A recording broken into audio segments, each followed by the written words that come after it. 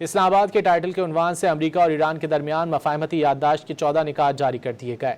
نکات میں یہ بھی شامل ہے کہ حتمی معاہدے کی توثیق اقوام متحدہ کی سلامتی کونسل کی ایک پابند قرارداد کے ذریعے کی جائے گی۔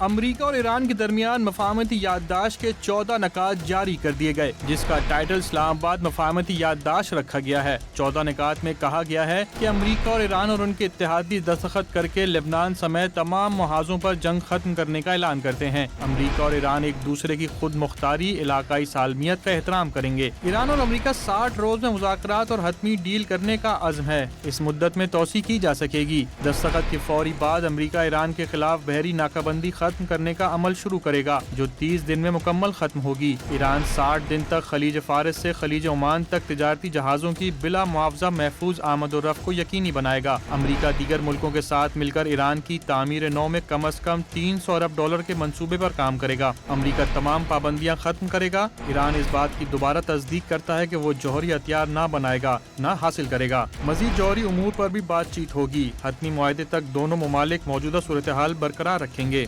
امریکہ نئی پابندیاں عائد نہیں کرے گا اور نہ ہی اضافی افواج تعینات کرے گا۔ دستخط کے فوری بعد امریکی محکمہ خزانہ ایرانی تیل، پیٹرولیم مصنوعات اور متعلقہ خدمات کے لیے اجازت نامے جاری کرے گا۔ امریکہ ایران کے منجمد اثاثوں کو استعمال کے لیے دستیاب بنائے گا۔ معاہدے پر عمل درآمد کی نگرانی کے لیے مشترکہ نظام بنے گا۔ دستخط اور نکات 1، 4، 5، 10 اور 11 پر عمل درآمد شروع ہونے کے بعد باقی نکات پر حتمی معاہدے کے لیے مذاکرات کیے جائیں گے۔ آخری اور 14ویں نکتے کے مطابق حتمی معاہدے کی توثیق اقوام متحدہ کی سلامتی کونسل کی ایک پابند قرارداد کے ذریعے کی جائے گی۔